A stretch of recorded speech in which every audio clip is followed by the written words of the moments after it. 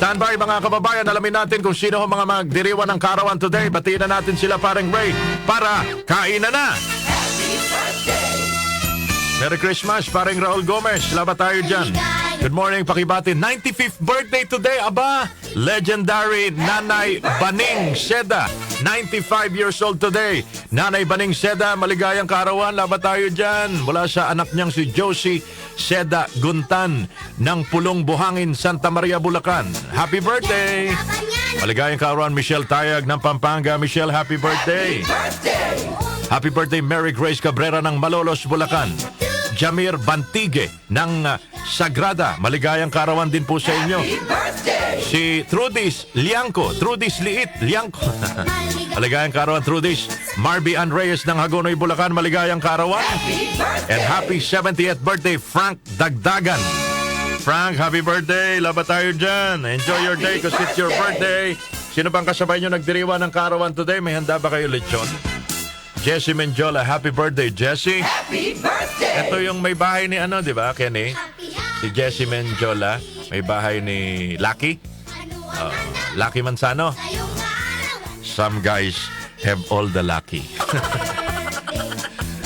Bernard Palangka, mga kababayan, magaling na aktor. Si Tita Elizabeth Ramsey, birth anniversary niya today. Tita Elizabeth Ramsey, isa sa mga pinakamahusay na entertainer, mga kababayan.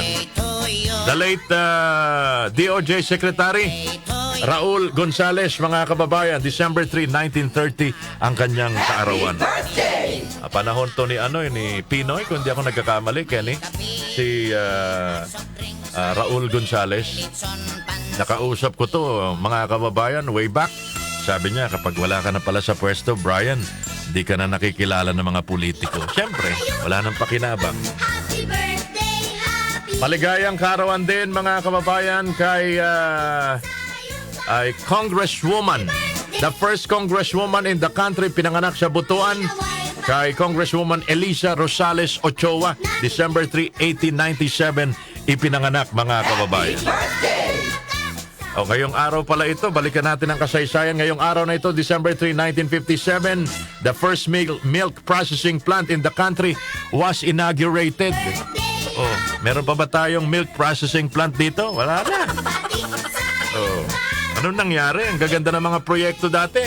Ang gaganda ng ginagawa ho ng gobyerno. Ano na nangyari? Napag-iwanan na ho tayo.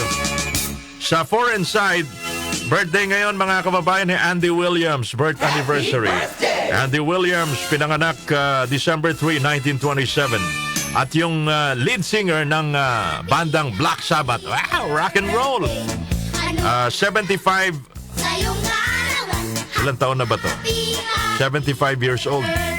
Ozzy Osbourne. Kilala niyo ba si Ozzy Osbourne?